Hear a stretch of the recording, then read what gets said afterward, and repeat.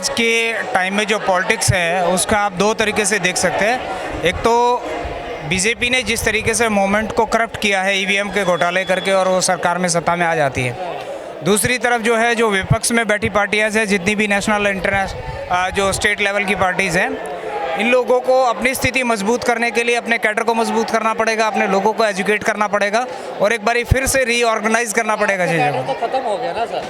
Sir cadre कभी ख़त्म नहीं होता, कैडर का वर्किंग ख़त्म हो जाती है। अभी एक्टिविटी ख़त्म है, कुछ भी समझिए सर, अभी एक्टिविटी ख़त्म है, लेकिन अगर कैडर को हम दोबारा से इकट्ठा करेंगे, उसको एजुकेट करेंगे, उसके बाद में कैडर की जो स्थिति आएगी वो उस रोल मॉडल को लेके आएगी जो विज़न और मिशन जो काशीराम जी ने रखा था, क्योंकि ये समय है विचारधारा का। तो क्या काशीराम के विजन से बहन जी भटक गई हैं क्या? मैं ये कहूँगा कि विजन से कोई भटका नहीं है। होता क्या है कि लीडर एक एग्जाम्पल सेट करता है और लीडर उस विजन और मिशन को लेके चलता है, लेकिन इसके अंदर ग्राउंड पे जो वर्कर है, जो कार्यकर्ता है या ग्राउंड पे जो लीडर्स है छोटे वाले, इनको ये देखना पड़ेगा कि अब हमारे को सामाजिक स्थिति से 85-15 की जो राजनीति है उसको ना केवल मजबूत करना पड़ेगा बल्कि उसको गहराई से समझना पड़ेगा। सब समाज की बात कर रहे हैं आप, 85 और 100% कर रहे हैं। देखिए मैं उसका ये कितना बड़ा पद है, देखिए। मैं इस चीज़ को कहूँगा कि जहाँ बहुजन की बात आती है वो बहुजन से उन्होंने उस कैडर को लिया है कि ठीक है हम सबको लेके चलेंगे, सर्व समाज को लेके चलेंगे। क्योंकि आज की जो स्थिति है, अगर आज आप देखेंगे एजुकेशन, आज आप देखेंगे हेल्थ, आज आप देखेंगे डेवलपमेंट, ये सारे जो विषय है ये जनरल कॉमन विषय है। तो विकास उसी को कहते हैं जिसमें बेसिक विकास हो। अगर आपको मूलभूत अधिकार दिए गए हैं और मूलभूत अधिकारों के अंदर आपको जो वो चीज़ें बेसिक है वो दी नहीं गई हैं, तो इसका मतलब अधिकारों के नाम पे सिर्फ एक। को नहीं लगता सर बीएसपी के पतन होने में ये जो एसी कल्चर आएगा, बड़ी बड़ी गाड़ियों का कल्चर आएगा, ये भी एक फैक्टर है?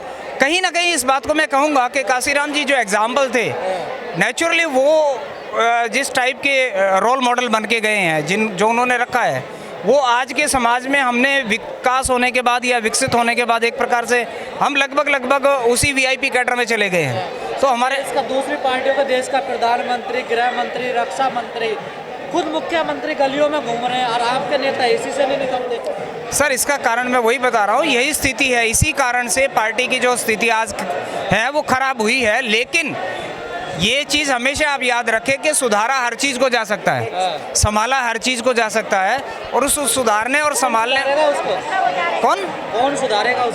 उसको सुधारने वाले हम जैसे नए नए कार्यकर्ता जो जुझारू हैं, जो अंदर आए हैं और लोगों में आए हैं। तो अब हम लोग देख रहे हैं कमियां क्या हैं, किस हिसाब की है, उस हिसाब से हम उसको अपर कर रहे हैं, उसको मैनेज कर रहे हैं। अभी मेरे नए प्रत्याशी हैं सुमन लता जी, जो मेरे इलाके से आए हैं। हमने चैलेंज रखा है लोगों के सामने कि अभी तक आपने बीजेपी को देखा है, अभी तक आपने जो है आप पार्टी को देखा है, अदर पार्टीज़ को देखा है। अब आपके सामने एक नया ऑप्शन कैंडिडेट है और फ्रेश कैंडिडेट है, कोई दल बदलू पार्टी का कैंडिडेट नहीं है। दूसरी चीज़ क्या है, बसपा नहीं कहेंगे आपसे, आपकी पार्टी तो मजबूत नहीं है दिल्ली में, तो हम कैसे सर भरोसा करें? मैं इस चीज़ को कहूँगा कि आज की डेट के अंदर आप किसी भी इलाके में ये नहीं कह सकते कि फलानी पार्टी वहाँ मजबूत है और फलानी पार्टी वहाँ कमज़ोर है। जनता को दिखाई देता है ना सर, आप कैसे? आप कभी भी भीड़ पे भरोसा मत करिए। भीड़ में और जनता के मूल कार्यकर्ताओं में अंतर होता है।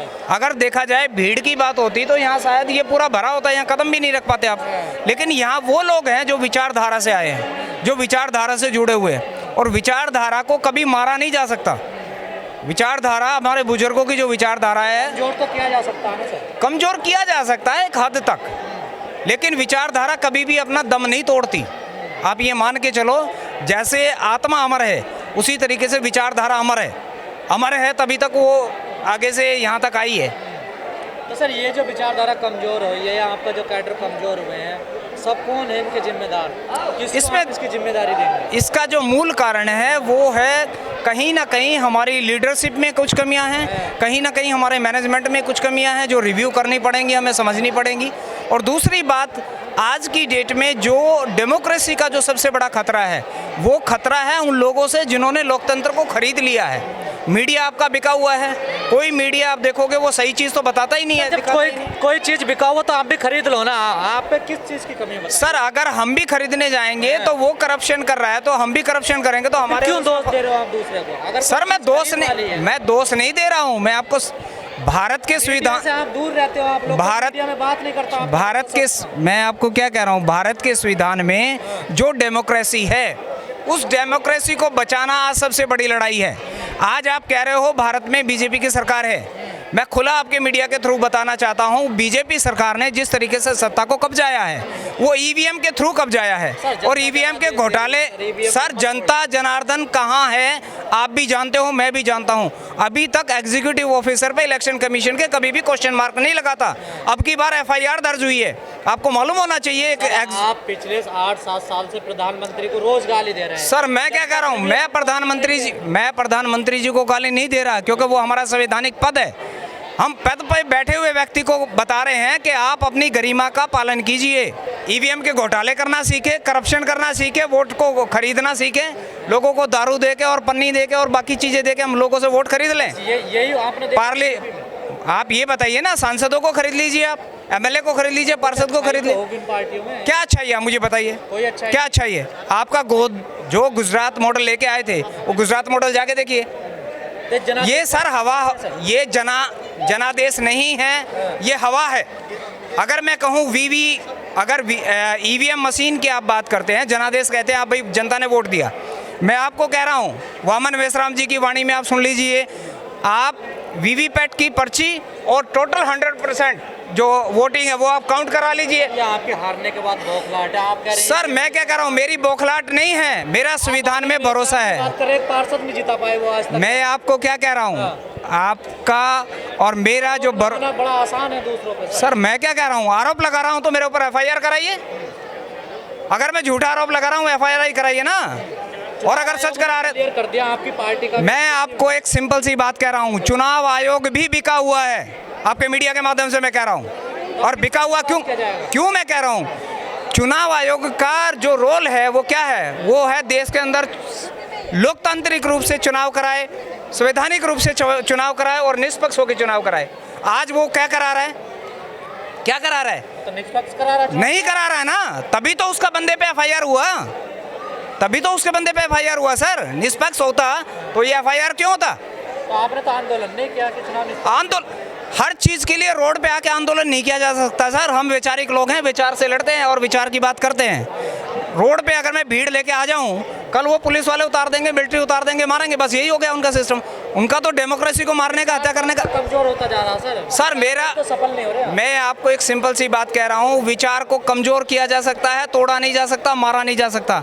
आत्मा अजर अमर है, ये न पैदा होती है न मरती है, ये अमर रहती है। विचारधारा थी और विचारधारा है, तभी तक आज ये इतनी भीड़ आप देख रहे हो ना, ये सारे विचारधारा की वजह से खड़े हैं। आज बीजेपी कैडर के अंदर कोई विचारधारा नाम की चीज़ नहीं बची है। अगर वो मानते थे अटल जी की बात, अटल जी क्या कहते थे आपको मालूम होगा, वो क्या कहते थे कि मुझे खरीदने की जरूरत नहीं है लोगों को, अगर खरीद के मैं सत्ता पे आ जाऊंगा, सत्ता में ठीक है, आज आप हो कल कोई है, जिसको जनता अपना बहुमत देगी वो आएगा।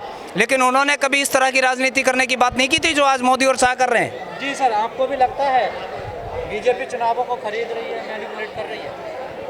अब देखो, ये तो सरासर दिखाई दे रहा है सभी को कि एक तरफा, मतलब पहले ही, मतलब नतीजे आने से पहले ही डिक्लेयर कर देते हैं हमारी इतनी सीटें आएंगी, तो कैसे आंकड़ा लगाए थे बताइए आप? सर उनके पास एजेंसियां हैं, एजेंसी मतलब मीडिया, सिर्फ मीडिया के द्वारा, टीवी पे मीडिया वाले ही दिखाते हैं ना, बाकी सोशल मीडिया को कोई दिखाता है? कोई नहीं दिखाता है। सोशल मीडिया तो वही सोशल मीडिया की आप वो देखिए ना, अपने जैसे आप बना रहे हो आज, तो इसी तरह वो भी देखो ना, सोशल मीडिया पे जो वीडियो आती हैं उनको देखिए।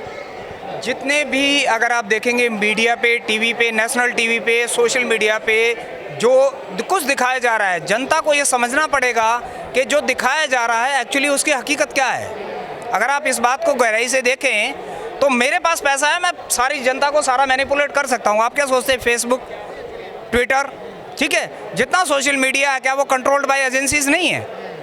कंट्रोल्ड बाय एजेंसीज है। तो अगर आपका सर ये काम, सर मैं आपको क्या कह रहा हूँ, की कमी आप पे नहीं, देश में दूसरे नंबर की सबसे पैसे वाली सर मैं इसी चीज को कह रहा हूँ, आप एक चैनल खड़ा कर नहीं पाए, सोशल मीडिया पे आपने कार्यकर्ता आपके, मैं आपको सिंपल सी बात कह रहा हूँ, काम नहीं करते, दूसरों पे आप आरोप लगा देते। सर मैं आपको एक सिंपल सी बात कह रहा हूँ कि जो चीज़ है वो है संविधान, और संविधान के अंदर डेमोक्रेसी।